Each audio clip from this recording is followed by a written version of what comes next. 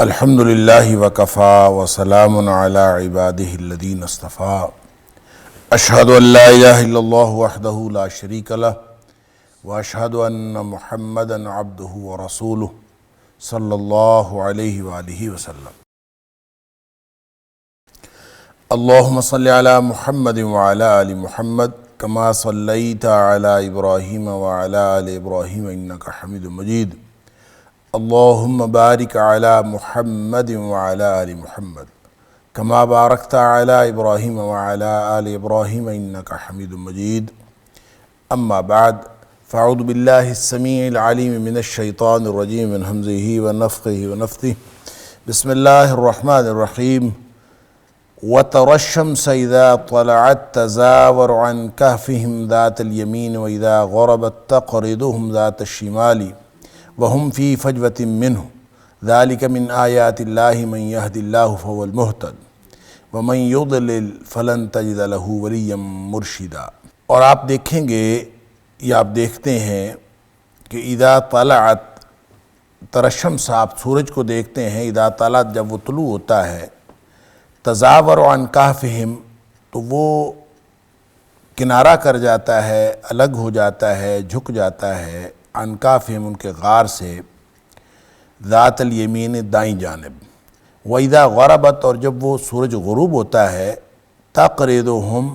تو پھر وہ کترا کر نکل جاتا ہے، ذات الشمال، بائیں جانب، وَهُمْ فِي فَجْوَةٍ مِّنْهُ، اور وہ لوگ اس کے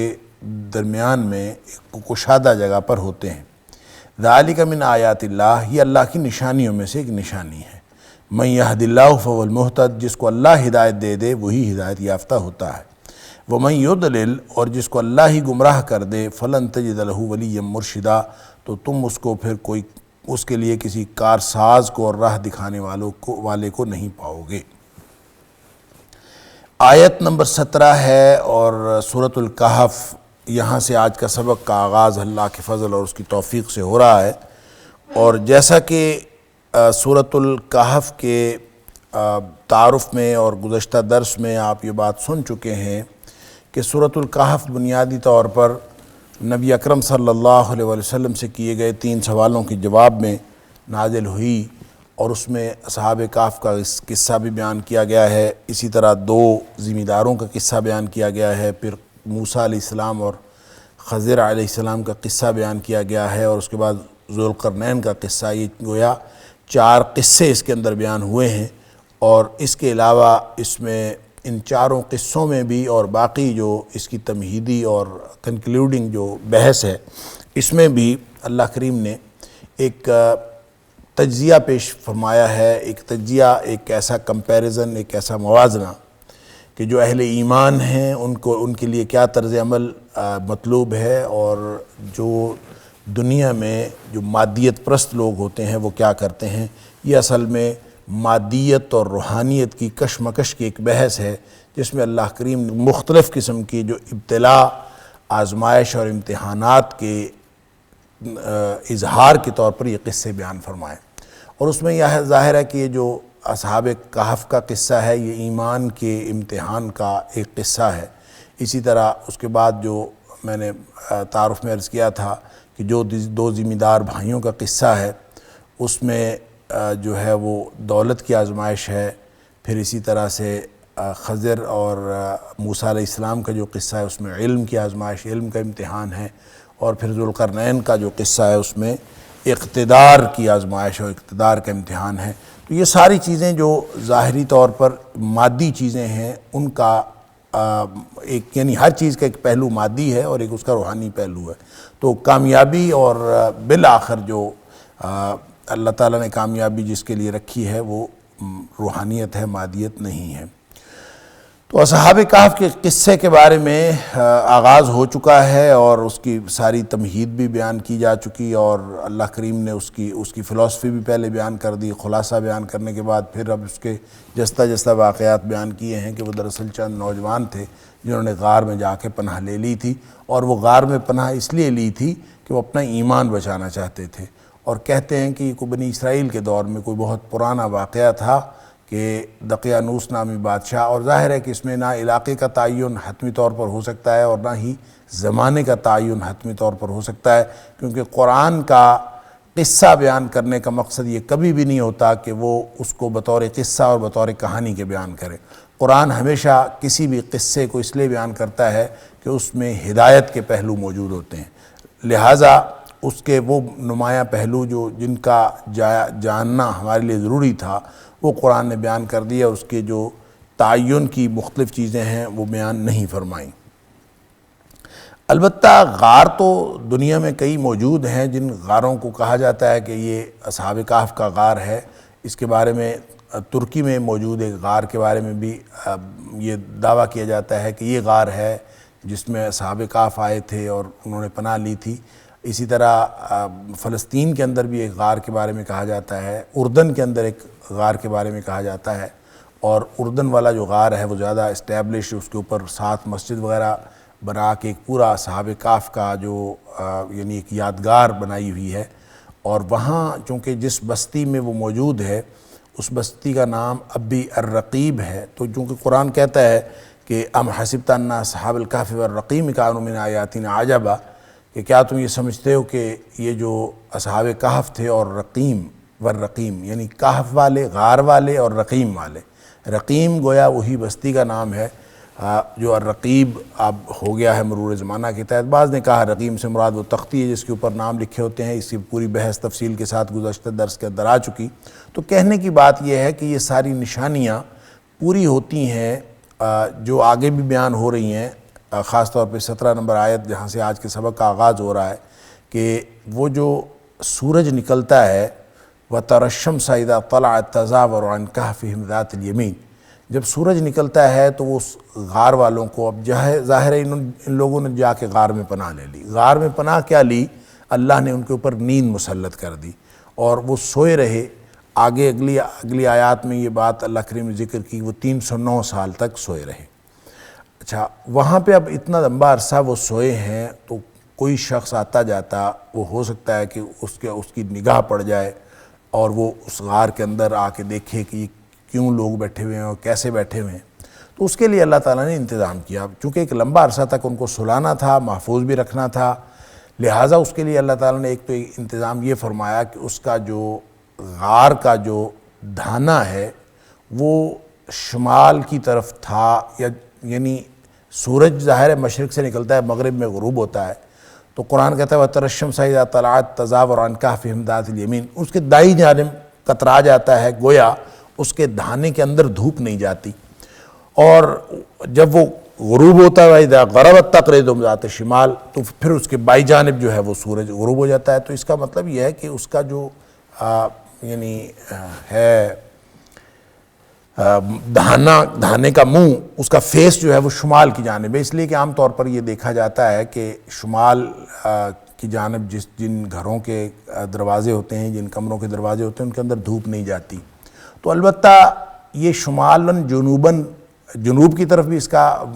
دہنا ہو سکتا ہے، لیکن جنوب کی طرف اگر ہوگا تو پھر خاص طور پہ سردیوں میں جب سورج تھوڑا سا ایک طرف ہو کے نکلتا ہے اور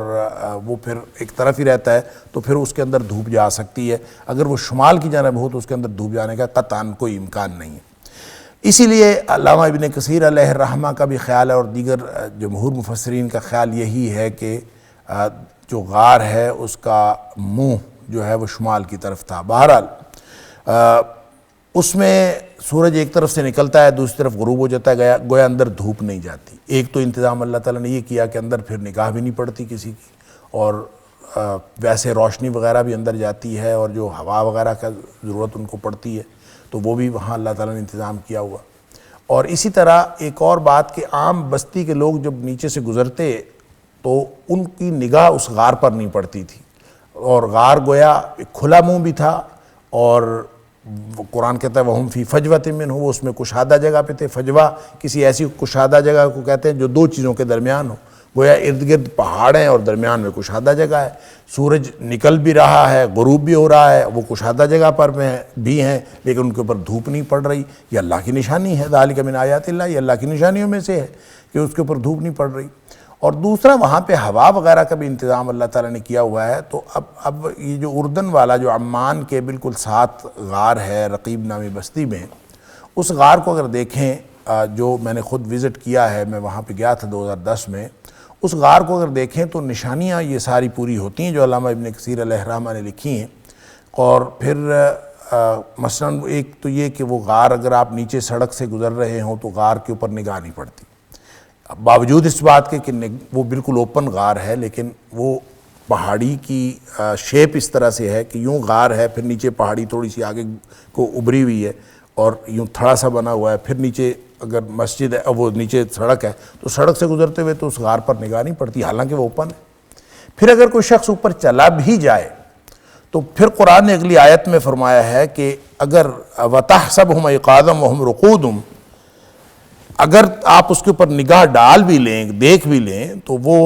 آپ ان کو سمجھیں گے جیسے وہ جاگ رہے ہیں۔ ایقاظاً، یاقظ کی جمع ایقاظ، وَتَحْسَبْهُمْ أَيْقَاظًا، آپ ان کو جاگتا ہوا محسوس کریں گے۔ یعنی ان کی کیفیت یہ تھی کہ وہ جیسے ایک تو مفسرین نے لکھا ہے کہ ان کی اد کھلی آنکھیں تھیں، آنکھیں کھلی ہونے کی وجہ سے وہ ایسے دیکھنے میں کوئی بھی شخص دیکھتا ہوا، اگرچہ سوئے ہوئے تھے لیکن لگ رہا تھا کہ جیسے جاگ رہے ہوں۔ وَهُمْ رُقُودٌ، حالانکہ وہ سوئے ہوئے۔ وَنُقَلِّبُهُمْ ذَاتَ الْيَمِينِ وَذَاتَ الشِّمَالِ، پھر ہم ان کی کروٹیں بھی بدلاتے رہتے تھے۔ وَنُقَلِّبُهُمْ، ہم پھیرتے رہتے تھے، ذات الیمین و ذات الشمال، بائیں دائیں ان کی کروٹیں بھی بدلتی رہتی ہیں۔ اب ظاہر ایک شخص ہل بھی رہا ہے، کروٹیں بھی بدل رہا ہے اور اس کی ادھگلی آنکھیں ہیں، تو کچھ جو شخص دیکھے گا اس کو تو یہی سمجھ آئے گی کہ جاگ رہا ہے۔ اور دوسرا یہ کہ وَكَلْبُهُمْ بَاسِطٌ ذِرَاعَيْهِ بِالْوَصِيدِ، اور ان کا کتا جو ہے باسطٌ ذراعیہ، وہ اپنے دونوں پاؤں پھیلا کر، جیسے جو کتے کا خاص سٹائل ہوتا ہے، وہ اپنے دونوں پاؤں پھیلا کر بالوصید، وہ چوکھٹ کے اوپر، وہ جو بالکل اس کی دہلیز ہے یعنی غار کی، اس کے اوپر وہ بیٹھا ہو۔ اب ایک تو انتظام یہ ہے کہ عام طور پر کسی کی نگاہ ہی نہیں پڑتی، اس کے اندر دھوپ بھی نہیں پڑتی، اور ویسے روشنی اور ہوا کا انتظام ہے۔ اور وہ جو میں عرض کر رہا تھا کہ وہ غار جو عمان کے پاس اردن میں ہے، اگر وہ وہی والا غار ہے، ہو سکتا ہے وہی ہو، لیکن وہاں آپ جا کے دیکھیں تو لگتا ایسے ہی ہے کہ یہی غار ہوگا۔ باقی جو دیگر جگہوں کے بارے میں دعویٰ کیا جاتا ہے وہ تو میں نے نہیں دیکھے، پتہ نہیں وہاں کتنی نشانیاں پوری ہوتی ہیں کتنی نہیں پوری ہوتی ہیں، لیکن یہاں پہ ایک نشانی یہ بھی پوری ہوتی ہے کہ جب آپ غار کے اندر جا کے دیکھتے ہیں، وہ ایک تو غار کا دہانہ چھوٹا ہے، اندر سے کھلی جگہ ہے، وَهُمْ فِي فَجْوَةٍ مِّنْهُ، اور پھر اندر جا کے آپ دیکھیں تو ایک سوراخ ہے پہاڑ کے اندر بالکل نیچرل، اور اوپر سے اس کا وہ کھلا ہوا ہے، گویا وہاں پہ ہوا کا جو کراس وینٹیلیشن ہے اس کا انتظام بھی وہاں پہ آٹومیٹیکلی موجود ہے۔ اور اسی طرح سے ایک اور بات جو محسوس ہوتی ہے کہ وہ نشانی درست، کہ پھر انہوں نے اس کے اوپر مسجد بنائی، آگے ذکر آ رہا ہے اس کی مسجد بنائی، تو اب بھی وہاں پتھروں کی مسجد ایک بنی ہوئی ہے، جہاں غار ہے اس کے باہر کی طرف پتھروں سے ہی ایک مسجد کی شکل سی بنائی ہوئی ہے۔ تو یہ ساری چیزیں محسوس ہوتا ہے کہ شاید یہی والا وہ اصل غار ہے جس کا ذکر اللہ کریم نے یہاں فرمایا ہے۔ اب یہ انتظام اللہ تعالیٰ نے اس غار میں، یہ جو لوگ سوئے ہوئے تھے ان کو محفوظ بنانے کے لیے اور کسی بھی لوکل لوگوں کی مداخلت سے بچنے کے لیے یہ انتظام فرمایا کہ غار کے اندر اگر کوئی شخص پہنچ ہی جائے اور جا کے اندر دیکھے، جھانکے، لَوِ اطَّلَعْتَ عَلَيْهِمْ، اگر آپ جھانکیں ان کے اوپر، لَوَلَّيْتَ مِنْهُمْ، تو آپ فوراً واپس مڑ جائیں فِرَارًا بھاگتے ہوئے، وَلَمُلِئْتَ مِنْهُمْ رُعْبًا، اور یقیناً بھر جائے، یعنی تم بھر جاؤ، وَلَمُلِئْتَ، تم بھر دیے جاؤ، منہم ان کی طرف سے، رعبا، روب سے، یعنی ڈر، خوف، ایک دہشت طاری ہو جائے آپ کے اوپر اس کو دیکھتے ہوئے، کیونکہ ظاہر ہے کہ ایک ایسا منظرنامہ، باہر دو دھوپ ہو، تیز روشنی ہو اور چھوٹے سے دہانے والی کشادہ غار ہو، تو ظاہر ہے کہ ایک پہلی تو بات یہ ہے کہ ایک دم اندر نگاہ نہیں پڑتی، اور اندر نگاہ ڈالنے کے لیے غور سے دیکھنا پڑتا ہے، اور اگر آپ یوں کر کے غور سے دیکھیں اور دیکھتے ہی آپ کو پتہ چلے کہ کتا جو ہے وہ سامنے بیٹھا ہوا ہے، یوں بالکل پاؤں پھیلائے اور وہ بھی آنکھیں کھول کے، تو ایک دم، اور پھر پیچھے جو لوگ ہیں وہ بھی اپنی آنکھیں کھول کے لیٹے ہوئے، تو ایک ایسا دہشت زدہ ماحول کہ آدمی خوف کھا کے ویسے ہی وہاں سے چلا جائے۔ تو یہ گویا انتظام تھا، وہ آخری فصیل تھی پروٹیکشن کی، کہ اگر کوئی شخص اس غار کے دھانے میں جھانکنے کی جرت کر بھی لے تو پھر اس کو ایسا کو خوف اور دہشت اس کے اوپر طاری اور وہ بھاگ جائے۔ یوں اللہ تعالیٰ نے 309 سالوں تک ان کو وہاں سلائے رکھا، اور کوئی آیا ڈر کے بھاگا نہیں بھاگا، وہ کیسے وہ ہوتا رہا، لیکن بہرحال وہ 309 سال تک وہاں سوئے رہے۔ وَكَذَلِكَ بَعَثْنَاهُمْ، اسی طرح پھر ہم نے ان کو دوبارہ جگایا، اٹھایا، لِيَتَسَاءَلُوا بَيْنَهُمْ، تاکہ وہ آپس میں ایک دوسرے سے سوال کریں۔ اب ظاہر ہے جس نے سلایا، جس نے ان کو غار میں پناہ دی، اسی نے ان کو جگایا۔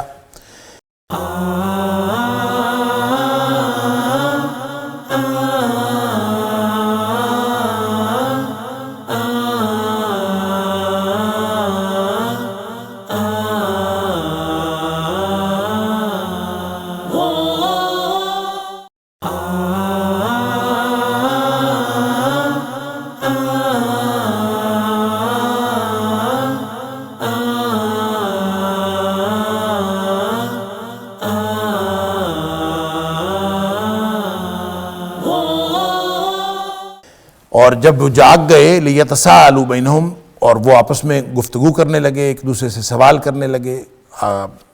قال قائل منہم کم لبثتم، تو ان میں سے ایک نے کہا، کہنے والے نے،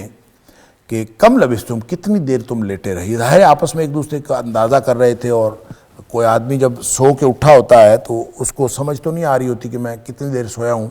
وہ چیزوں کو ریلیٹ کر کے سمجھتا ہے کہ میں کتنی دیر سویا ہوں، یا تو گھڑی دیکھتا ہے کہ گھڑی کے اوپر کیا ٹائم ہوا ہے، اس کے حساب سے کہ میں اتنے بجے سویا تھا، اتنے بجے جاگا ہوں، مگر نہ تو اس کو کوئی شعور نہیں ہوتا۔ اور یا پھر وہ چیزوں کو ریلیٹ کرتا ہے، سورج کہاں تھا، چیزیں کہاں تھیں،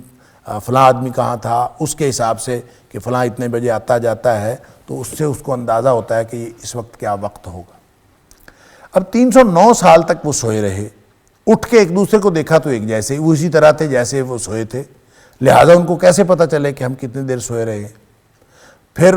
آپس میں گفتگو کرنے لگے، تمہارا کیا خیال ہے، میرا کیا خیال ہے۔ تو پھر اس نتیجے پہ پہنچے، کسی نے کہا کہ کم لبثتم، کتنے دیر سوئے رہے ہو۔ قالوا لبثنا یوما او بعض یوم، ہم سوئے رہے ہیں، پڑے رہے ہیں ایک دن یا ایک دن کا کچھ حصہ۔ ایک دن اس لیے کہا کہ میکسیمم ایک دن سوئے ہوں گے، ایک دن کا کچھ حصہ اس لیے کہا کہ جب سوئے تھے تو دن کا پہلا حصہ تھا، سورج جو ہے وہ نکلنے کی طرف مائل تھا، طلوع کے بعد، اور دوپہر قبل از دوپہر کا وقت تھا، اور جب وہ جاگے ہیں تو یہ بعد از دوپہر کا وقت ہے۔ تو سورج کو دیکھ کر انہوں نے اندازہ کیا کہ اگر یا تو ہم کل سوئے تھے تو آج اٹھے ہیں تو ایک دن ہوا ہوگا، اور اگر آج ہی کی بات ہے، آج ہی سوئے تھے، تو اس کا مطلب یہ ہے کہ کچھ حصہ دن کا سوئے ہیں، پھر پوری طرح پورا دن بھی نہیں سوئے۔ تو یہ گویا انہوں نے جو چیزوں کو ریلیٹ کیا تو اتنا ہی ان کو پتہ چل سکا، لیکن صحیح بات یہ ہے، قرآن یہ کہتا ہے قالوا ربکم اعلم بما لبثتم۔ اللہ اکبر۔ بحث و مباحثے کے بعد وہ جب جس نتیجے پہ پہنچے، ظاہر آدمی سو کے اٹھا ہو تو ویسے ہی طبیعت جو ہے وہ اس کا فوکس پورا نہیں ہوتا، تو آپس میں انہوں نے گفتگو بھی کی، اور 309 سال اتنا لمبا سو کر اٹھے تھے، تو بحث تمہیز کے بعد ان کو یہی خیال ہوا کہ ہم پوری مدت کا تعین کر نہیں رہے اور کر پا نہیں رہے، ہمیں سمجھ نہیں آ رہی کتنی دیر تک ہم سوئے رہے۔ قالوا ربکم اعلم بما لبثتم، یعنی اس بحث کو چھوڑ دیجئے، ان کو یہ سمجھ آ گئی کہ ہمیں یہ سمجھ نہیں آ رہی، ہمیں پتہ نہیں چل رہا کہ ہم کتنی دیر سوئے رہے، تو یہ بحث فضول ہے، ہمیں اس بحث میں کیا نتیجہ نکالنا ہے ہم اللہ پہ چھوڑتے ہیں، اللہ ہی جانتا ہے کہ ہم کتنی دیر سوئے رہے۔ قالوا ربکم، انہوں نے پھر بالآخر یہ کہا کہ تمہارا رب اعلم، وہی جانتا ہے، بما لبثتم، کتنے دیر تم سوئے رہے۔ فبعثوا احدکم بورقکم ہذہ الی المدینہ، کہ تم ایسے کرو کہ یہ چاندی دے کر، چاندی کا کوئی سکہ ان کے پاس تھا، اور اس کو دے کر یہ بھیجو، ہذہ الی المدینہ، ایک شہر کی طرف اس کو بھیجو۔ ورق چاندی کو کہتے ہیں، ورق کس کو کہتے ہیں؟ بعض نے تو کہا ہے کہ ورق جو ہے وہ راک کے نیچے زیر جو ہے، یہ اس سے چاندی یہ جمع ہے، ورق ایک چاندی کو یا چاندی کے ایک حصے کو، اور ورق چاندی کے کئی ٹکڑے ہوں گے، یہ دے کے بھیجو کہ جا کے کچھ لے آئیں۔ بعض نے تو یہ کہا ہے کہ ورق جمع ہے، بعض کا خیال یہ ہے کہ نہیں، ورق اصل میں چاندی کے سکے کو کہتے ہیں، ورق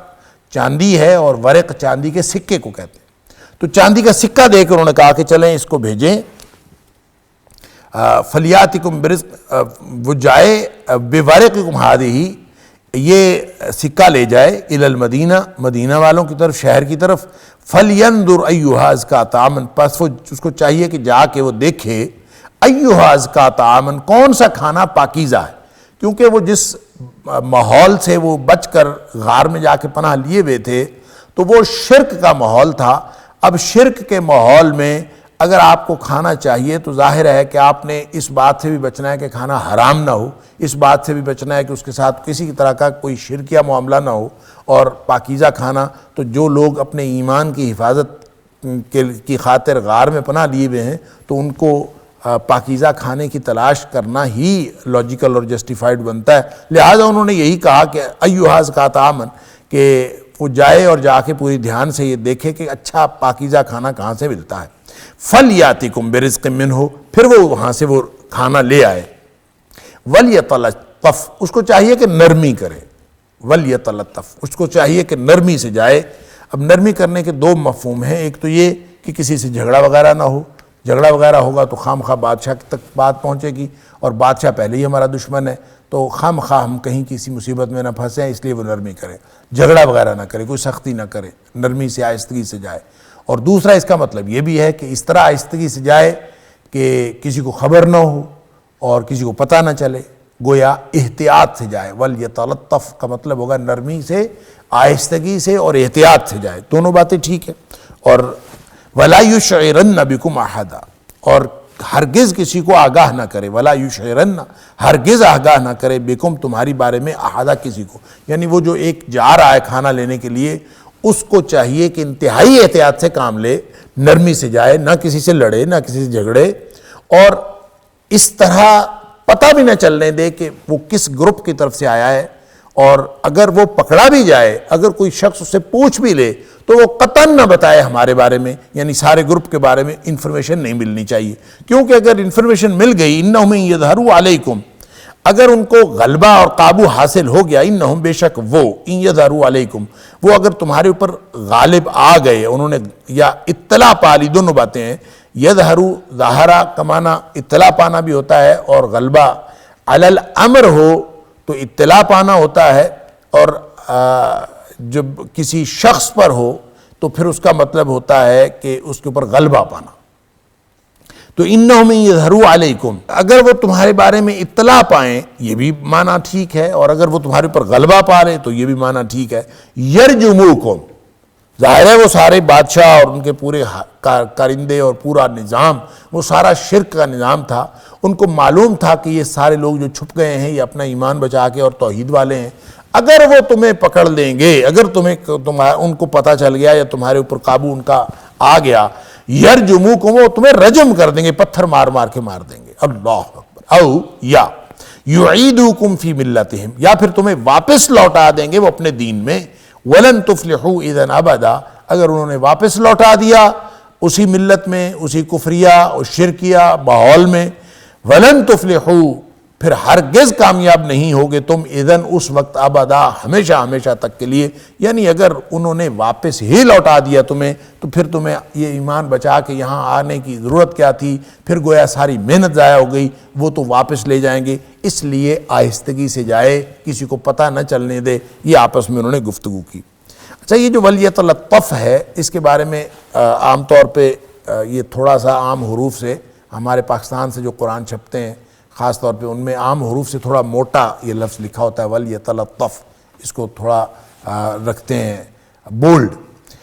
اور اس کی وجہ یہ بتائی جاتی ہے کہ یہ قرآن کا یہاں پہ درمیان آ گیا حروف کے اعتبار سے، یہاں قرآن جو ہے بالکل نصف ہو گیا ہے، اور نصف بھی ہوا ہے۔ ولیتلطف یہ جو لفظ ہے اس میں جو حرف تا ہے، ولیتلطف، یہ جو واو لام یا اور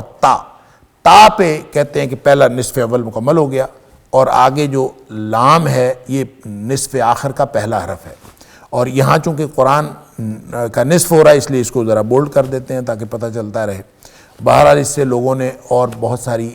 معنوی مناسبتیں نکالنے کی کوشش بھی کی ہے کہ قرآن کا نصف ہوتا ہے اور ولیتلطف ہے، اس میں اس کا معنی نرمی کرنا، آہستہ کرنا، آہستگی کرنا ہے، اس کا مطلب یہ ہے کہ قرآن جو ہے اس کے مفاہیم اور معانی کے اندر بھی آہستگی برقرار رکھنی چاہیے، نرمی برقرار رکھنی چاہیے، اور پھر ان کے مفاہیم کا جو زندگی میں اطلاق ہے اس میں بھی آہستگی اور نرمی، اور اسی طرح سے پھر آگے قرآن پہنچانے میں بھی اعلیٰ ازل قیاس پوری زندگی میں لطف اور نرمی کا جو ایک احساس ہے اور آہستگی کا جو ایک اسلوب ہے وہ اپنایا جانا چاہیے۔ لوگوں نے یہ مانوی طور پر چیزیں بھی اس میں سے نکالی، لیکن بہرحال ولی تلطف یہ ایک خاص موقع کے لیے قرآن کا حکم ہے، اس موقع پہ انہوں نے آپس میں یہ بات کی کہ یہ کرنا چاہیے، لیکن عمومی طور پر بھی نرمی کرنا، نبی کریم صلی اللہ علیہ وسلم فرمایا جس شخص کو نرمی عطا کی گئی اس کو حسن خلق عطا کیا گیا۔ گویا حسن خلق کی ایک نشانی ہے نرمی، اور دلوں کی نرمی ویسے اللہ کی رحمت کی علامت ہے، اس لیے یہ مانوی طور پر چیزیں مناسبتیں بنتی تو ہیں، اور احادیث کے اندر یہ ساری چیزیں موجود ہیں، آپ وہ اس لفظ کی وجہ سے کریں یا عمومی طور پر نرمی کو ایک اخلاقی صفت کے طور پر لیں اور اخلاقی فضیلت کے طور پر لیں، بہرحال اسلام کے اندر یہ بہت محمود اور مطلوب ہے۔ وَكَذَلِكَ أَعْثَرْنَا عَلَيْهِمْ، اس طرح سے ہم نے ان کو اطلاع دے دی، یعنی ان کو مطلع کر دیا ہم نے، وَكَذَلِكَ، اور اس طرح سے أَعْثَرْنَا، یعنی جس طرح ہم نے ان لوگوں کو یہاں غار میں پناہ دی تھی، 309 سال سوئے رہے، جس طرح سے ان کو دوبارہ اٹھایا تھا اسی طرح سے ہم نے ان کو اطلاع دے دی۔ کن کو اطلاع دے دی؟ مطلع کر دیا، گویا ساری قوم کو مطلع ہو گیا، علیہم، ان کے بارے میں اطلاع ہو گئی، لیعلموا، تاکہ وہ جان لیں، ان وعد اللہ حق، کہ اللہ کا وعدہ سچا ہے، وان الساعۃ لا ریب فیہا، اور جو قیامت ہے اس کے اندر کوئی شک نہیں ہے، وہ اس بات کو بھی جان لیں۔ اس اطلاع کی صورت یہ ہوئی، کہتے ہیں کہ وہ سکہ لے کے آدمی گیا کھانا لینے کے لیے، اس نے کوئی دکان ڈھونڈی، اس سے کھانا لیا، کھانا لے کے جب ادائیگی کرنے لگا اور اس کو سکہ دیا تو وہ شخص دکاندار تھا، وہ سکہ دیکھ کر حیران رہ گیا، تو وہ تو کسی اور زمانے کا سکہ تھا اور اس زمانے کا تو تھا ہی نہیں۔ تو اس نے پھر جب اس سے استفسار کیا کہ تم نے کہاں سے لیا ہے سکہ، تو اس نے کہا کہ یہ بھی سکہ جو ہے ہماری ملک کی کرنسی ہے، میں ابھی کل ہی تو گیا ہوں، کل تک تو میرے پاس تھا۔ تو اس پر وہ اور زیادہ حیرت زدہ ہوا، تو ان کو یہ شک ہوا کہ شاید اس کو کوئی پرانا مدفون خزانہ ملا ہے۔ تو خیر چلتے چلتے جو اس وقت کا بادشاہ تھا، کہتے ہیں وہاں تک بات پہنچ گئی، اور پھر ان لوگوں نے اس کو پکڑ لیا، اور پکڑ کے پھر اس کے ساتھ وہ اس غار تک آئے، اور غار میں آ کے جو دیگر غار والے تھے ان کو بھی لوگوں نے دیکھا، اور بادشاہ نے ملاقات بھی ان سے کی، اور آپس میں اچھے جذبات کا تبادلہ بھی ہوا، لیکن اس کے فوراً بعد پھر اللہ تعالیٰ نے ان کو موت دے دی، اور وہ پھر وہیں پہ یعنی غار میں ہی تھے اور وہیں پہ فوت ہو گئے۔ اور یہ غار جس کا میں ابھی ذکر کر رہا تھا، جو عمان کے پاس ہے اردن میں، وہاں اگر آپ اس غار میں جائیں تو غار کے اندر ہی قبریں موجود ہیں، یعنی وہاں قبریں بھی موجود ہیں، ایک طرف 4 قبریں لائن میں اور ایک طرف 3 قبریں ہیں، یعنی اتنی کھلی جگہ ہے کہ جس کے اندر اتنی قبریں بھی آ سکیں، اور وہ قبریں موجود ہیں۔ اب ظاہر ہے وہ قبروں کے نشانات ہیں، ہو سکتا ہے اس کے اندر یہ اصلی جینون قبریں ہوں اگر یہی غار ہے، اور ہو سکتا ہے کچھ ہو، واللہ عالم، حقیقت تو اللہ ہی جانتا ہے، لیکن بات جو ہے وہ قرین قیاس معلوم ہوتی ہے قرآن کے بیان کے اعتبار سے، کہ اب ان کو معلوم ہو گیا، کذالک وکذالک اعثرنا علیہم، یوں ہم نے مطلع کر دیا ان کو ان کے بارے میں، لیعلموا، تاکہ وہ جان لیں، ان وعد اللہ حق، کہ اللہ کا وعدہ سچا ہے۔ اب ظاہر ہے جب پتہ چلا کہ 309 سال پرانی بات ہے اور یہ لوگ سوئے رہے ہیں اور اب زندہ ہو گئے ہیں، تو کتنی بڑی اور کتنے بڑے معجزے کی بات تھی کہ اپنے سامنے دیکھا۔ تو جو اللہ 309 سال تک کے لیے نیند مسلط کر کے یا موت مسلط کر کے 309 سال بعد جگا سکتا ہے، اسی طرح اللہ قیامت والے دن مردوں کو بھی زندہ کر دے گا۔ یہ گویا اللہ تعالیٰ نے دکھا دیا ان لوگوں کو جو جھگڑا کر رہے تھے، اذ یتنازعون بینہم امرہم، جب وہ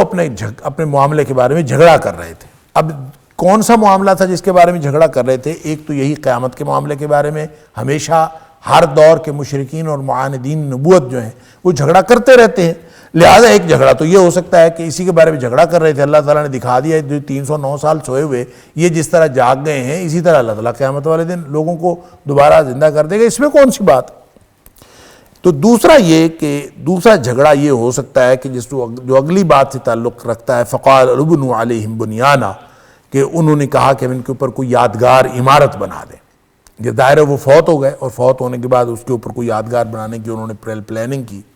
باقی ان کے جو معاملات تھے، ظاہر ہے وہ فوت ہو گئے، ان کے جو حالات تھے وہ کہاں سے آئے، کیسے لوگ تھے، کیوں یہاں پہ ٹھہرے رہے، یہ ان کو معلوم نہیں تھا۔ ربہم اعلم بہم، ان کے سارے حالات سے واقف تو اللہ ہی ہے، لیکن انہوں نے کہا کہ یہ سارے معاملات تو ہمیں معلوم نہیں ہے، لیکن ان کے اوپر یہ نیک لوگ محسوس ہوتے ہیں تو ان کے اوپر ہم کوئی بنا دیتے ہیں عمارت۔ قال الذین غلبوا علی امرہم، ان لوگوں نے کہا جو غالب ہوئے اپنے معاملے پر، اپنی بات پر، ان کے معاملے میں جن لوگوں کو غلبہ حاصل ہوا، لَنَتَّخِذَنَّ عَلَيْهِمْ مَسْجِدًا، انہوں نے پھر یہ فیصلہ کیا کہ ہم ان کے اوپر ایک مسجد بنائیں گے، ایک سجدہ گاہ، ایک عبادت گاہ بنائیں گے۔ اب ظاہر ہے کہ یہ عبادت گاہ کس طرح سے بنائیں گے، اس کی حقیقی کیفیت تو اللہ ہی جانتا ہے، لیکن یہ جو موجودہ غار ہے عمان میں، اردن میں، اس غار کے بالکل ساتھ، یعنی یوں دہانہ ہے غار کا، اور کے بالکل سامنے، دروازے کے سامنے ایک مسجد ہے، پتھر کے ہی وہ تراش خراش کر کے ایک مسجد بنائی گئی ہے، اس میں یعنی پتھروں کی ہی دیواریں سی، اور وہ نشانات اب بھی پڑے ہوئے ہیں۔ اور ہم وہاں پہ جب گئے اور دیکھا اور اس کی ساری تصویریں وغیرہ بھی لیں، تو وہاں پہ ہمارے کچھ لوگوں نے وہاں اس مسجد میں نماز پڑھنے کی سعادت حاصل کرنے کی کوشش بھی کی، یعنی نماز بھی پڑھی وہاں، اور اس کو یعنی کیفیتوں کو محسوس کرتے رہے کہ کس طرح سے اصحاب کہف یہاں پہ آئے ہوں گے۔ بہرحال انہوں نے اس کے اوپر ایک مسجد بنا دی۔ پہلے انہوں نے کہا کہ اس کے اوپر ہم یادگار بنا دیں، اب انہوں نے مسجد بنا دی۔ اب یہ کون لوگ تھے جنہوں نے، جو غالب آئے، غالب آنے والے مومن تھے، یہ کافر تھے؟ اب یہ ایک الگ ایک بحث ہے کہ مومن یا کافر، کس نے یہ پلاننگ کی کہ ان کے اوپر یادگار بنائی جائے، اور کس نے وہاں پہ مسجد بنائی؟ مسجد بنائی ہو یا یادگار بنائی ہو، یادگار بنانا بھی مسلمانوں کا کام نہیں ہے۔ یہ یادگاریں اس طرح کی بنانا، بت پرستی کا آغاز کیا گیا، اور علامہ ابن کثیر نے اپنی تفسیر کے اندر اور اپنی تاریخ کے اندر لکھا ہے کہ یہ جو بت پرستی کا آغاز ہوا تھا یادگاروں سے ہی ہوا تھا، لہٰذا یہ یادگار بھی اگر بنانی تھی تو یہ اہل ایمان کا شیوا کبھی نہیں رہا۔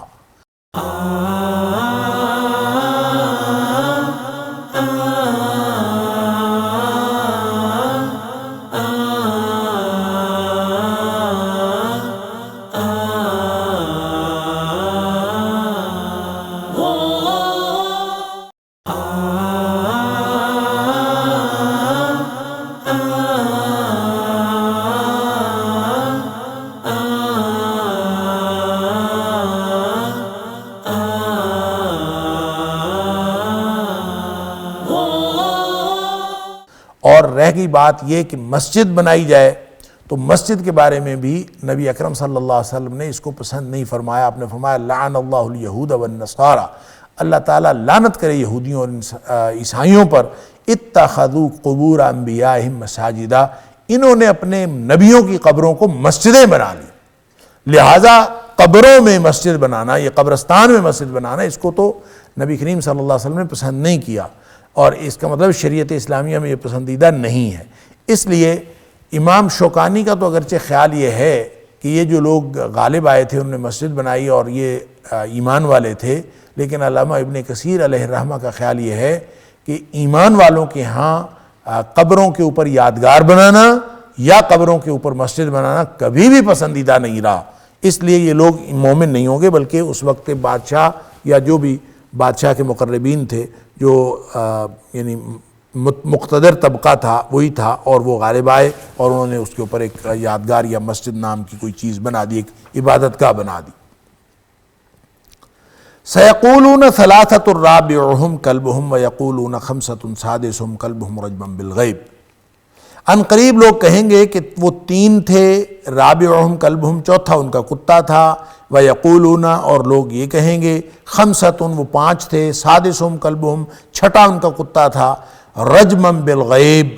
اللہ اکبر، یہ بغیر دیکھے تیر چلانے کے مترادف ہے۔ رجمًا تیر چلانا ہے، بالغیب بغیر دیکھے، جیسے بالکل اندھے تیر چلانے کی مترادف ہے۔ کوئی کہتا ہے تین تھے، چوتھا کتا تھا، کوئی کہتے تھے پانچ تھے، چھٹا کتا تھا، گویا کسی بھی طرح کی ان کی گنتی کے بارے میں اندازے لگانا یہ بالکل اندھیرے میں تیر چلانے کے مترادف ہے، اس کا کوئی حقیقت سے کوئی تعلق نہیں۔ یہ کون کہے گا؟ سیقولون، کون کہے گا کہ اتنے تھے اتنے تھے؟ اس سے مراد عرب کے لوگ ہیں جن کے ہاں اصحاب کہف کا قصہ مشہور تھا، اور اسی لیے یہودیوں نے قریشیوں کو کہہ کر نبی کریم صلی اللہ علیہ وسلم کو یہ سوال کیا تھا کہ آپ اصحاب کہف کے بارے میں، یعنی اصحاب کہف کے بارے میں لوگ جانتے تو تھے، ایک علم تو تھا لوگوں کے پاس، لیکن ایگزیکٹ علم نہیں تھا، اس کے بارے میں پوری تفصیل کا علم نہیں تھا کہ کیا ہے۔ البتہ اندازے لوگ لگاتے تھے، 3 تھے جی، 4 تھے کہ 5 تھے، اور اس طرح کے وہ اندازے لگاتے تھے، اور ان اندازوں کا ذکر قرآن نے کیا ہے، اور ساتھ فرمایا رجما بالغیب، یہ ان میں سے کوئی اندازہ ٹھیک نہیں۔ البتہ آگے ایک اور اندازہ وَيَقُولُونَ سَبْعَةٌ وَثَامِنُهُمْ كَلْبُهُمْ، اور یہ بھی کہیں گے اور یہ بھی کہتے ہیں سبعۃ، وہ 7 تھے، وَثَامِنُهُمْ كَلْبُهُمْ، اور 8واں ان کا کتا تھا۔ اب اس کے بارے میں یہ جو پہلی 2 تعداد ہے، 2 یعنی ثلاثہ اور رابعہم کلبہم، یعنی وہ 3 تھے، 4تھا کتا تھا۔ وَيَقُولُونَ خَمْسَةٌ وَسَادِسُهُمْ كَلْبُهُمْ، اور 5 تھے، 6ٹھا کتا تھا۔ اس کے بارے میں فرمایا رجما بالغیب، وہ اندھیرے میں تیر چلانے کے مترادف ایسے تکے مارتے ہیں۔ لیکن یہ جو اگلی تعداد بتائی وَيَقُولُونَ، اور لوگ یہ کہتے ہیں، یہ کہیں گے سبعۃ وَثَامِنُهُمْ كَلْبُهُمْ، وہ 7 تھے، 8واں ان کا کتا تھا، تو اس کے بارے میں یہ نہیں فرمایا رجما بالغیب۔ تو اس کا مطلب ہے کہ یہ قرآن نے تصدیق کر دی ہے کہ یہ اصل میں وہ 7 تھے، 8واں ان کا کتا تھا، یہ ان کی تعداد ہے۔ قُلْ رَبِّي أَعْلَمُ بِعِدَّتِهِمْ، اے حبیب صلی اللہ علیہ وسلم آپ ان کو فرما دیجئے کہ میرا رب جانتا ہے کہ ان کی گنتی کیا تھی، ان کی تعداد کیا تھی۔ مَا يَعْلَمُهُمْ إِلَّا قَلِيلٌ، اور بہت ہی کم لوگ جانتے ہیں ان کی تعداد کے بارے میں۔ فَلَا تُمَارِ فِيهِمْ إِلَّا مِرَاءً ظَاهِرًا، بس آپ ان سے جھگڑا نہ کریں، اگر کوئی بات ہو بھی، بحث و مباحثہ ہو بھی، تو بس ذرا سی بحث کر لیا کریں، باقی ان کی تعداد کے بارے میں، ان کے سارے باقی معاملات کے بارے میں خام خواہ بحث کرنے کی ضرورت نہیں ہے۔ ظاہری سا ایک سرسری سا جھگڑا، سرسری سی بات ہو جائے تو کوئی حرج نہیں، باقاعدہ بحث و مباحثے اور جھگڑے کی کوئی ضرورت نہیں۔ وَلَا تَسْتَفْتِ فِيهِمْ مِنْهُمْ أَحَدًا، اور ان کے بارے میں ان سے کسی سے بھی پوچھنے کی ضرورت نہیں ہے۔ لا تستفت، اور نہ پوچھیں آپ کسی سے، فیہم ان کے بارے میں، منہم ان سے، احدا کسی بھی طرح کوئی بات ان سے نہ پوچھیں، اس لیے کہ لوگوں کے پاس اتھینٹک نالج ہے ہی نہیں، لوگ ایسے سینہ گزٹ باتیں اور ایسے افواہیں سی اور مختلف قسم کی نان اتھینٹک باتیں ہیں، اور آپس میں لوگ گفتگو بھی جو کرتے ہیں وہ اس میں کوئی معقولیت بھی نہیں ہے، اور لوگ خام خواہ جھگڑے پر اتر آتے ہیں۔ تو فرمایا کہ کوئی ضرورت نہیں ہے جھگڑا کرنے کی، اس لیے بھی ضرورت نہیں ہے کہ ان کی معلومات اللہ نے آپ کو دے دی ہیں، جو اتھینٹک معلومات تھیں، جو صحیح معلومات، درست معلومات ہونی چاہیے تھی مستند، وہ آپ کو اللہ تعالیٰ نے دے دی، اور اس لیے بھی جھگڑا کرنے کی ضرورت نہیں ہے کہ ان کے پاس کوئی اتھینٹک نالج ہے نہیں کسی چیز کا، لہٰذا ان کے ساتھ آپ جھگڑا نہ کریں، اور ان سے پوچھنے کی ضرورت بھی نہیں ہے۔ وَلَا تَقُولَنَّ لِشَيْءٍ إِنِّي فَاعِلٌ ذَلِكَ غَدًا، اب یہ درمیان میں یہ حکم ہے، سبحان اللہ۔ وَلَا تَقُولَنَّ، اور نہ کہیں آپ، لِشَيْءٍ کسی بھی چیز کے بارے میں، انی بے شک میں، فاعل کرنے والا ہوں، ذالک اس کام کو، غدا کل کو۔ غدن کا معنی کل ہوتا ہے، اور صرف کل کا اسپیسیفک دن نہیں، غدن سے مراد ہوتا ہے، غدن سے مراد مستقبل کا یا مستقبل قریب کا کوئی بھی دن ہو سکتا ہے، کل بھی ہو سکتا ہے، پرسوں بھی ہو سکتا ہے، ترسوں بھی ہو سکتا ہے۔ ہوا یوں کہ نبی کریم صلی اللہ علیہ وسلم سے جب سوال پوچھے گئے کہ روح کیا ہے، اصحاب کہف کے بارے میں بتائیے، یا پھر پوچھا گیا کہ ذوالقرنین کون تھا، تو نبی کریم صلی اللہ علیہ وسلم نے ان سے یہ بات فرمائی کہ میں کل جواب دوں گا۔ اب جو کل آیا تو وحی ہی نہیں آئی، خیال تھا کہ وحی الہی آئے گی اور اللہ تعالیٰ مجھے وحی کے ذریعے سے بتا دے گا، میں ان کو بتا دوں گا، تو وحی نہیں آئی، تو نبی کریم صلی اللہ علیہ وسلم پریشان ہوئے، اور پھر یہ کم و بیش 15 دن وحی نہیں آئی، اللہ، اور یوں نبی کریم صلی اللہ علیہ وسلم انتظار کرتے رہے۔ پھر 15 دن بعد وحی آئی، اور جبریل نے آ کے یہ بھی ساتھ کہا کہ کبھی بھی مستقبل کا کوئی منصوبہ بنانا ہو اور اس کے بارے میں یہ کہنا ہو کہ میں کل کروں گا یا آئندہ کروں گا، تو وہ انشاءاللہ کہے بغیر نہیں کہنا۔ وَلَا تَقُولَنَّ لِشَيْءٍ إِنِّي فَاعِلٌ ذَلِكَ غَدًا، کسی کی بھی چیز کے بارے میں یہ نہ کہیں کہ میں ایسا کروں گا کل کو، الا مگر ان یشاء اللہ، یہ ساتھ کہہ دیے جائیں کہ جو اللہ چاہے گا، اگر اللہ چاہے گا تو میں انشاءاللہ کل کروں گا یہ کام، اگر اللہ چاہے گا تو میں پرسوں یہ کام کروں گا، یعنی مستقبل کے ہر کام کے بارے میں انشاءاللہ کی شرط ساتھ لگا کے، اگر اللہ چاہے گا تو پھر یہ ہوگا۔ تو پھر یہ اس طرح سے کرنا چاہیے تاکہ جب اللہ کا نام لیا ہو اور انشاءاللہ کہا ہوا ہو تو اس کا مطلب یہ ہوگا کہ انسان نے اپنا معاملہ اللہ کے سپرد کر دیا. جب اللہ کے سپرد کر دیا تو پھر اللہ تعالیٰ اس کی حفاظت بھی کرتا ہے اور اس کے سارے معاملات کی نگرانی بھی کرتا ہے. پھر ایسا نہیں ہوتا کہ وہ پھر کام پورا نہیں ہوتا, پھر اللہ تعالیٰ اس کو پورا کرتا ہے کیونکہ وہ اللہ کے ذمے ہے کہ اللہ تعالیٰ اس کو پورا کرے. آدمی اللہ سے یہ گمان اچھا رکھ رہا ہوتا ہے. وَاذْكُرْ رَبَّكَ إِذَا نَسِيتَ, اور جب تو بھول جائے تو اپنے رب کو یاد کر لیا کر. وَاذْكُرْ رَبَّكَ, اور یاد کر لیا کر اپنے رب کو, اِذَا نَسِيتَ, جب آپ بھول جائیں. اب اس کا کیا مطلب ہے؟ اس کا مطلب یہ ہے کہ اگر اس کا ایک مطلب یہ ہے کہ اگر انشاءاللہ کہنے آپ بھول گئے ہیں کہ جب شروع میں انشاءاللہ کہنا تھا کہ آئندہ کام میں یہ کروں گا, اگر وہ آپ بھول گئے ہیں تو جب یاد آئے تب آپ انشاءاللہ پڑھ لیں. ایک معنی تو یہ ہے. اور دوسرا معنی اس کا یہ ہے کہ اگر بھول گیا کوئی آدمی تو جب یاد آئے تو اس وقت اپنے رب کو یاد کرے, یعنی جب یاد آیا تو اپنے رب کو یاد کرے. تیسرا معنی اس کا یہ ہے کہ اگر کوئی چیز بھول گئی ہو اور یاد نہ آ رہی ہو تو اس وقت اپنے رب کو یاد کرنا چاہیے. یعنی ہم ویسے ہی گفتگو کرتے ہوئے کوئی چیز بھول جاتے ہیں یا پھر کوئی کام کرنا بھول جاتے ہیں, ہمیں یاد نہیں آ رہا ہوتا کہ ہم نے کیا کرنا ہے, ہم نے کیا, تو کسی بھی طرح کی جو نسیان کی شکل میں, کوئی چیز بھول جانے کی شکل میں, کسی بھی طرح سے اس کو فوراً اللہ کو یاد کرنا چاہیے. یعنی آپ کو کوئی بات بھول گئی ہے, آپ لا الہ الا اللہ کہیں, آپ اللہ اکبر کہیں, آپ سبحان اللہ کہیں, آپ الحمدللہ کہیں, آپ ماشاءاللہ کہیں, انشاءاللہ کہیں, کسی بھی طرح اللہ کو یاد کریں تو اللہ کی, یا قرآن پڑھنا شروع کر دیں, کوئی لا الہ الا اللہ, لا حول ولا قوۃ الا باللہ, کوئی ایسی بات کہیں جس سے آپ کو وہ چیز یاد آ جائے گی. گویا وَاذْكُرْ رَبَّكَ اِذَا نَسِيتَ, اس کے اندر یہ جتنے بھی مفاہیم پوشیدہ ہیں سب کا تعلق انسان کے عمل کے ساتھ ہے. یاد نہیں رہا انشاءاللہ کہنا, وہ پڑھ لیجئے, یہ بھی اس کا معنی ہے. اگر کوئی چیز بھول گئی ہے تو جب یاد آئی ہے اللہ کو یاد کر لیجئے, یہ بھی اس کا معنی ہے. اور یہ بھی اس کا معنی ہے کہ کوئی چیز بھول گئی ہے اور وہ یاد نہیں آ رہی تو اس کو واپس یاد لانے کے لیے اور واپس یاد کرنے کے لیے اور واپس ذہن میں لانے کے لیے اللہ کی یاد ضروری ہے. وَاذْكُرْ رَبَّكَ اِذَا نَسِيتَ, یعنی عملی طور پر یہ کرنے کا کام ہے کہ آپ اللہ کو یاد کریں. اور اللہ کو یاد کرنے کے کیا طریقے ہو سکتے ہیں؟ وہ کوئی بھی طریقہ ہو سکتا ہے, وہ ذکر کرنا بھی ہو سکتا ہے, وہ نماز پڑھنا بھی ہو سکتا ہے, کیونکہ قرآن نے کہا اقم الصلاۃ لذکری, میری یاد کے لیے نماز پڑھا کرو. تو سب سے بڑا کام, سب سے بڑا ٹول جو ہے اللہ کی یاد کا, وہ نماز ہے. اسی لیے نبی اکرم صلی اللہ علیہ وسلم کو جب کوئی اہم مہم درپیش ہوتی تھی یا کوئی بھی کام ان کو درپیش ہوتا تھا تو صحابی کہتا ہے اذا حضبہ امر, نبی اکرم صلی اللہ علیہ وسلم کو جب بھی کوئی معاملہ درپیش ہوتا تھا صلی, تو آپ اسی وقت نماز پڑھنا شروع کر دیتے تھے. گویا یہ ایک اللہ کی مدد کا طریقہ بھی ہے. یا ایھا الذین آمنوا استعینوا بالصبر والصلاۃ, اس کے ذریعے سے اللہ کی مدد بھی آتی ہے اور اسی طرح بھولی ہوئی چیزیں بھی یاد آ جاتی ہیں اور انسان لا شعور سے شعور میں بھی آ جاتا ہے. وَاذْكُرْ رَبَّكَ اِذَا نَسِيتَ, اور جب بھی تمہیں بھول جائے تو اپنے رب کو یاد کیا کرو. یہ میں نے عرض کر دیا کہ اس کے 3 مفاہیم ہو سکتے ہیں. ویسے ہمارے جو اسلاف نے ایک کام اور کیا ہے اور شاید وہ درست بھی ہے کہ وہ قرآن میں, چونکہ ہر چیز کا علاج بہرحال قرآن میں موجود ہے, تو وہ اس علاج کو ڈھونڈنے کے لیے ہمارے اسلاف نے, کم و بیش ہر دور کے اسلاف نے یہ طریقہ کار رکھا قرآن کے ساتھ اپنے تعلق کا کہ جہاں جس چیز کا ذکر آیا ہے اس کی تلاوت کرنا اسی چیز کے لیے شفا قرار پایا. مثلا جتنی آیات شفا ہیں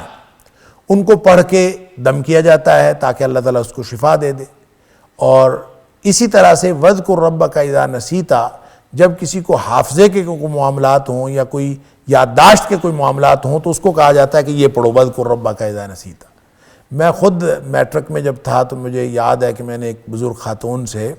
ہماری خاندان کی جو بزرگ خاتون تھیں, ان سے میں نے شکایت کی کہ مجھے چیزیں یاد نہیں ہوتی, سبق یاد نہیں ہوتا یا کچھ. تو انہوں نے مجھے کہا کہ تم یہ پڑھا کرو وَاذْكُرْ رَبَّكَ اِذَا نَسِيتَ. اور اس وقت مجھے اتنا مفہوم بھی نہیں پتا تھا, تو میں نے اس کو پڑھنا شروع کر دیا. کئی دن میں پڑھتا رہا وَاذْكُرْ رَبَّكَ اِذَا نَسِيتَ, اس کا وظیفہ کرتا رہا وَاذْكُرْ رَبَّكَ اِذَا نَسِيتَ. تو بہرحال اس کا کوئی فائدہ ہوا یا نہ ہوا, اس کے بعد اس کے ذریعے سے مجھے اس کا مفہوم جاننے کی بہرحال ایک طلب پیدا ہوئی اور میں نے اس کو سمجھا اور میں جانا, اور مجھے یہ سمجھ آئی کہ انسان کو اپنے بھلکڑ ہونے کی وجہ سے اور اپنے جو نسیان کے مرض کو ختم کرنے کے لیے اللہ کی یاد کرنی چاہیے. یہ الگ بات ہے کہ یہ آیت کا ٹکڑا بھی اللہ کی یاد میں آ جائے گا، کیونکہ قرآن حکیم کی آیت کا ٹکڑا ہے، وَاذْكُرْ رَبَّكَ إِذَا نَسِيتَ، یا کوئی بھی آیت کا ٹکڑا پڑھیں گے تو وہ آ تو جائے گا اللہ کی یاد میں، لیکن صحیح معنی یہ ہے کہ جو طریقہ کار اللہ کے رسول صلی اللہ علیہ وسلم نے اللہ کی یاد کا بتایا ہے اس کے ذریعے سے اللہ کو یاد کیا جائے، اور وہ کیا ہے؟ اس کی سب سے بڑی جو نشانی اور سب سے بڑی علامت اور بڑا ٹول، بڑا ذریعہ وہ نماز ہے۔ اقم الصلاۃ لذکری، یہ قرآن کہتا ہے۔ پھر اس کے علاوہ جو جتنے بھی الفاظ انسان زبان سے کہتا رہتا ہے، افضل الذکر لا الہ الا اللہ، نبی کریم صلی اللہ علیہ وسلم فرمایا بہترین ذکر لا الہ الا اللہ ہے۔ پھر اسی طرح الحمدللہ، سبحان اللہ، لا حول ولا قوت الا باللہ، یا پھر سبحان اللہ، الحمدللہ، لا الہ الا اللہ، اللہ اکبر، ولا حول ولا قوت الا باللہ، یہ سارے الفاظ ہیں، اور مختلف طرح کے اذکار جو آتے ہیں یہ سارے کے سارے اللہ کی یاد ہیں، اور انسان کو اپنے ذہنی کیفیتوں کو درست کرنے کے لیے، اپنے لاشعور کو شعور بنانے کے لیے، اور اپنی جو ذہنی صلاحیت اور استعداد کو بڑھانے کے لیے اللہ کو یاد کرنا ضروری ہے۔ اور یہ گویا وَاذْكُرْ رَبَّكَ إِذَا نَسِيتَ، اس کے اندر جس طرح قرآن کے دیگر احکام کے اندر بے شمار مفاہیم پوشیدہ ہوتے ہیں، اس کے اندر بھی بے شمار مفاہیم پوشیدہ ہیں۔ وَقُلْ عَسَىٰ أَن يَهْدِيَنِ رَبِّي لِأَقْرَبَ مِنْ هَٰذَا رَشَدًا، اور یہ کہا کرو کہ ہو سکتا ہے کہ میرا رب ان یہدینی ربی، میرا رب مجھے ہدایت عطا کرے، لِأَقْرَبَ مِنْ هَٰذَا رَشَدًا، اس بھلائی سے زیادہ قریب تر، لِأَقْرَبَ اس سے زیادہ، من ہذا اس سے زیادہ قریب تر، راشدہ بھلائی کے اعتبار سے، یعنی ایک چیز انسان جو سمجھ رہا ہوتا ہے وہ بھلائی سمجھ کے ہی اس کو کام کر رہا ہوتا ہے، تو جب آپ اللہ کو یاد کریں گے اور انشاءاللہ کہیں گے تو اللہ تعالیٰ آپ کو اس راستے سے بہتر راستہ بھلائی کے اعتبار سے عطا فرمائیں۔ یہ اللہ تعالیٰ کا وعدہ ہے، گویا یہ انشاءاللہ کہنے کا فائدہ ہے کہ وَقُلْ عَسَىٰ، ہو سکتا ہے، یہ عَسَىٰ جو ہے اس کا معنی ہو سکتا ہے، ممکن ہے، ان یہدینی ربی، کہ میرا رب مجھے ہدایت دے، لِأَقْرَبَ مِنْ هَٰذَا اس سے زیادہ قریب تر، راشدہ بھلائی کے اعتبار سے، جو میرے لیے زیادہ بہتر ہو، زیادہ بھلا ہو، زیادہ خیر کا باعث ہو، مجھے اللہ تعالیٰ وہ دکھا دے انشاءاللہ کی وجہ سے، تو ظاہر ہے یہ اللہ تعالیٰ، یہ ہو سکتا ہے، عَسَىٰ کا معنی ہو سکتا ہے۔ تو یہ میں پہلے بھی کئی دفعہ عرض کر چکا ہوں کہ عَسَىٰ قرآن حکیم میں جہاں کہیں بھی آتا ہے وہ یقین کا فائدہ دیتا ہے، اگرچہ اس کا اگر یہ عربیت کے اعتبار سے یہ شک کا فائدہ دیتا ہے، ہو سکتا ہے، امید ہے، اس طرح کے معنی ہوتے ہیں، لیکن جب قرآن میں استعمال ہوتا ہے تو عَسَىٰ کا معنی تیقن ہے کہ لازماً ایسا ہوگا، یعنی شک نہیں ہے، وہ یہ یقین کا فائدہ دیتا ہے۔ عَسَىٰ أَن يَهْدِيَنِ ربی، کہ اللہ مجھے شفا دے، اللہ تعالیٰ مجھے ہدایت دے گا، لِأَقْرَبَ مِنْ هَٰذَا اس سے زیادہ قریب تر بات کی، راشدہ بھلائی کے اعتبار سے۔ وَلَبِثُوا فِي كَهْفِهِمْ 300 سِنِينَ وَازْدَادُوا تِسْعًا، آپ دیکھیں وہ قصہ بھی چل رہا ہے، بڑھ رہا ہے، اس کے درمیان میں یہ جملہ معترضہ کے طور پر ایک چیز بتا دی کہ انشاءاللہ کہنا چاہیے، کیونکہ نبی کریم صلی اللہ علیہ وسلم نے اس موقع پر انشاءاللہ نہیں فرمایا تھا، تو اس کے بعد نبی کریم صلی اللہ علیہ وسلم کا معمول تھا کہ ہر بات سے پہلے آپ انشاءاللہ فرمایا کرتے تھے۔